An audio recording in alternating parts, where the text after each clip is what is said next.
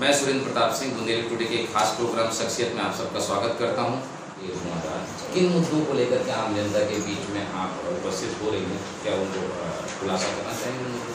जी बिल्कुल। मैं सबसे पहले तो जो मेरा मुद्दा होता है वो होता है जनप्रतिनिधि होने के नाते कि यदि आप मुझे चुनते हैं तो मैं जब भी जनता को मेरी ज़रूरत होगी तो मैं उनके साथ खड़ी रहूँगी, क्योंकि कई बार ये होता है कि जनप्रतिनिधि साथ नहीं दे पाते। तो सबसे पहला मेरा मुद्दा जो मैं लोगों के साथ कहती हूँ कि मैं आपको जब मेरी आवश्यकता होगी मैं आपके साथ खड़ी रहूँगी।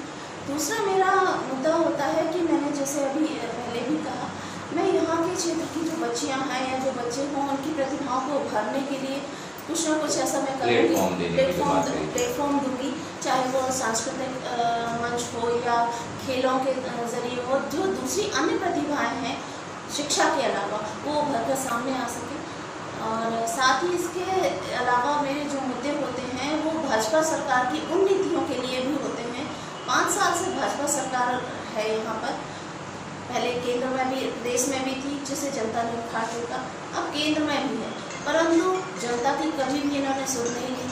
सिर्फ एक भावनात्मक तरीके से इन्होंने जनता को एक तरह से धोखा दिया है।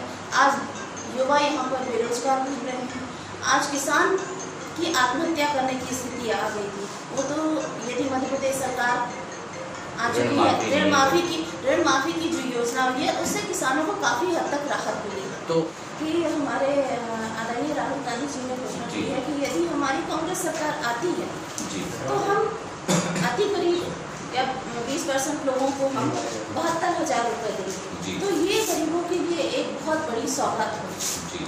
तो ये मुद्दा मतलब अपनी कांग्रेस की सेंट्रल की जो नीतियां हैं उनको भी प्रचार प्रसार का मुद्दा बनाएंगी ताकि लोग जागरूक हों। बिल्कुल, क्योंकि मैं कांग्रेसी कार्यकर्ता हूँ तो मेरा कर्तव्य बनता है कि मैं कांग्रेस की नीति। आखिर कविता सिंह जी हैं क्या, उनकी शख्सियत क्या है, किस तरह का स्वभाव है उनका? देखिए, राजनीति में मेरी प्रेरणा स्रोत मेरी जनता ही है और मुझे राजनीति में लाने का श्रेय भी मेरे इस क्षेत्र की जनता को ही जाता है।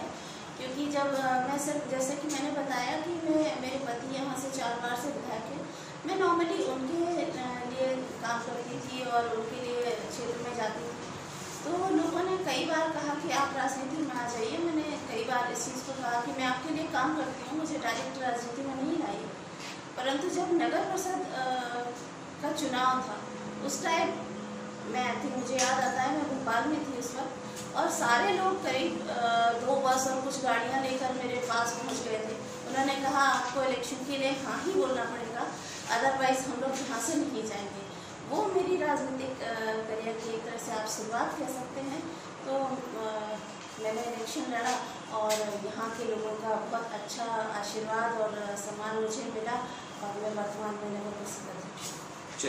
राजघराने में जहाँ सारी सुख सुविधाएं उपलब्ध हैं उसके बाद भी राजघराने परिवार की बहू होने के बाद भी आप जन सेवा के लिए आपने राजनीतिक कैरियर चुना, इसके बारे में कुछ हमें ब्रीफ कर पाएंगे कि यही कैरियर क्यों? देखिए,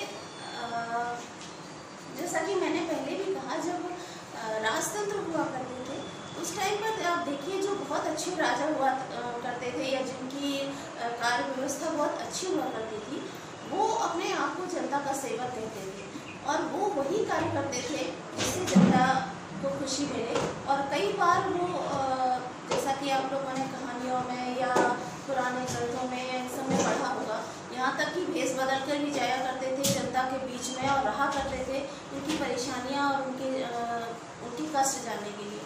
तो ये चाहे वो राजतंत्र हो या लोकतंत्र, एक जनप्रतिनिधि का भी वही कर्तव्य होता है कि वो जनता का सेवक बन के रहे। और ये मुझे अपनी पीढ़ी से ही मिला है, चाहे मैं मायके पक्ष से ले लूँ या ससुराल पक्ष से, ये मुझे अपने खानदान से ही मिला है कि मुझे जनता की सेवा करनी है। और जनता की सेवा के लिए मुझे नहीं लगता कि राजनीति से बेहतर कुछ और है। बहुत चुनावी रणनीति का एक कोई विशेष पॉइंट कि मेरी ये रणनीति है और इसी रणनीति के तहत मैं ये चुनाव निकाल लूँगी। देखिए, चुनावी रणनीति यदि मैं कहूँ तो जैसा कि मैंने आपको बताया कि यहाँ की 3 विधानसभाएं हैं, जैसे पन्ना की जो 3 विधानसभाएं हैं, पन्ना, पवई और गुनौर, ये तीनों मेरा मायका है। तो इस यहाँ में एक बेटी के तौर पर जाना चाह रही हूँ। यहाँ पर लोग मुझे एक बेटी की तरह, बेटी हूँ भी मैं, तो मेरा रहेगा कि मैं यहाँ पर लोगों से बेटी की तरह मिल रही हूँ। साथ ही मेरा जो जितने ज़्यादा, चूँकि लोकसभा इलेक्शन है, हर व्यक्ति तक मेरा पहुँच पाना संभव नहीं है, तो मैं कोशिश कर रही हूँ कि अभी जितना मेरे पास टाइम है मैं ज़्यादा से ज़्यादा लोगों से संपर्क कर सकूँ, ताकि जो नया क्षेत्र है वहाँ पर लोग मुझे जान सकें, मुझ पर भरोसा कर सकें कि जिन्हें वो चुनने जा रहे हैं और जिन्हें वो अपना प्रतिनिधि मानने जा रहे हैं, उन पर वो भरोसा कर सकें। और क्या असर हुआ है और उसका लोकसभा पर क्या असर होने वाला है? बिल्कुल, देखिए, जनता परेशान हो चुकी थी। यहाँ की मैं बात करूँ तो मैं बहुत ज़मीनी स्तर की बात करूँगी आपसे। यहाँ की जो ज़्यादातर जो जनसंख्या है वो यहाँ की किसान है। किसान को चाहिए कि उसको खाद वगैरह, खाद है या उसको सिंचाई के साधन मिले, उसको लाइट मिले और साथ ही उसके लिए योजनाएं मिले, परंतु भाजपा सरकार ने कभी किसानों की सुनी नहीं।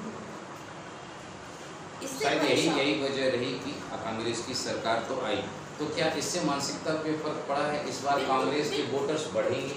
बिल्कुल, इससे मानसिकता पर फर्क पड़ा है और इसी से आप देख सकते हैं कि यहाँ पर मध्य प्रदेश में कांग्रेस की सरकार है, तो अभी भी केंद्र में, क्योंकि योजनाएं तो वही है उनकी, तो आज जो वोटर है जो वो समझ चुका है कि वो किसी ऐसे बहकावे में नहीं आएगा। आपके कहने का मतलब ये है कि बीजेपी की नीतियों के विरोध में ही कांग्रेस की सरकार आई? बिल्कुल ऐसा होता है। यदि केंद्र में कांग्रेस की सरकार बनती है तो लगभग कितने सीट के हुए आप कर रही हैं? देखिए, ये तो जनादेश है, इस बारे में मैं ऐसा कुछ नहीं कह सकती कि कितनी सीट जो बच्चियों के लिए है। काफ़ी यहाँ पर प्रतिभाशाली बच्चियाँ हैं, तो मैं कुछ टाइम पर बच्चों के लिए कबड्डी प्रतियोगिता करवाती रहती हूँ या कुछ, जिससे उन्हें हाइप मिले, उनको प्रतिभा दिखाने का मौका मिले, लोगों की नज़र में आए। और कुछ सांस्कृतिक प्रोग्राम भी बच्चों के लिए मंच देकर भी करती हूँ। ये काफ़ी अप्रिसिएबल काम है मैडम। आप ही क्यों, और आप हैं तो जीत के चांस कितने प्रतिशत? देखिए, बाकी क्यों नहीं, मैं ही क्यों, इस बात का जवाब तो मेरे क्षेत्र की, लोकसभा क्षेत्र की, मैं सिर्फ यहाँ की बात नहीं कर रही हूँ, लोकसभा क्षेत्र की जनता आपको देगी, क्योंकि मैं जनता के द्वारा चुनी गई हूँ। मुझे यदि ये सीट दी गई है तो उसका श्रेय मैं जनता को देती हूँ, क्योंकि जनता ने अपने सोशल मीडिया साइट पर या जो भी जरिया था उनके पास, उन्होंने ये बात बार बार कांग्रेस पार्टी के शीर्ष नेता तक पहुँचाई कि भाई मुझे टिकट दिया जाए।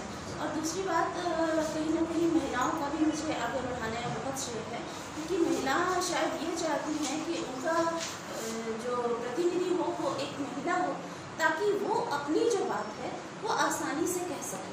जी, लगभग 3 दशक लगभग, अगर मैं सही हूँ तो 3 दशक हो गए खजुराहो लोकसभा सीट से कांग्रेस को आए हुए, और हर बार ये बात उठाती रही कांग्रेस की स्थानीय प्रत्याशी को अगर मौका दिया जाता है तो जीतने के चांस बढ़ जाएंगे।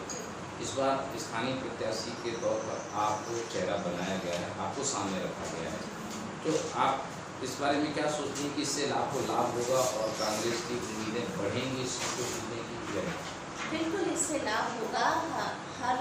आज का टाइम ऐसा है कि जनता ये चाहती है कि जो उसका प्रतिनिधि हो उस तक वो आसानी से पहुँच सके। और दूसरी बात, यदि प्रत्याशी उसी जगह का होता है तो एक भावनात्मक लगाव भी होता है अपने क्षेत्र से, अपने लोगों से, अपने करीबियों से।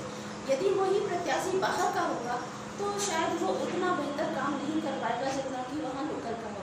और बुंदेलखंड की बहू होने के नाते मुझे एक बेटी के तौर पर भी लोगों ने बहुत स्नेह दिया, और मैं बाहर भी गई शिक्षा के लिए, जैसे बाद में मैं जबलपुर भी गई, तो मुझे कभी भी, और जब मैं वहाँ प्राथमिक शिक्षा भी अपनी कर रही थी, तो मुझे कभी भी इस तरह की किसी भी परेशानियों का सामना नहीं करना पड़ा, बल्कि लोगों ने मुझे प्रोत्साहित किया। मेरे क्षेत्र की जनता ने मुझे, लोगों ने, यहाँ तक कि महिलाओं ने मुझे काफ़ी प्रोत्साहित किया कि आप यदि आगे आएंगी तो आगे हम लोगों को भी मौका मिलेगा। तो मैं इस चीज़ से, मुझे कभी कोई परेशानी नहीं आई, और मैं बहुत सहज भाव से, और एक महिला होने के नाते मैं ये भी कह सकती हूँ कि शायद मुझे कुछ ज़्यादा ही सम्मान मिला और मुझे ज़्यादा ही कुछ लोगों ने साथ दिया।